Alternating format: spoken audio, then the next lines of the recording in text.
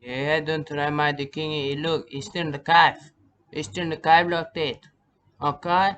Posing like a grandma bush stick in that way. Okay? But I heard a song about it. It's called The Sweetest Smell of the Cave. The sweetest smell of the cave highlights our senses. Our senses. And then the chanting starts. Yeah, that's when we tell our stories. Tell our stories. And tell the amazing stories of what led us into the cave. And we don't know, we all got different stories, but we need to choose our cave names.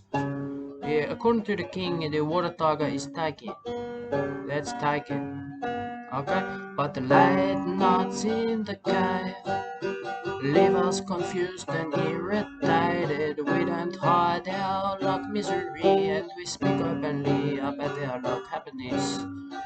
We know what to do in the cave. We use our hands and we crawl around. We crawl around, and before long the chanting stops. Yeah, I thought he was gonna move, mate. I thought there'd be more movement. Okay. Like Grandma Bush Tick, mate. She's not able to move. She's not able to move.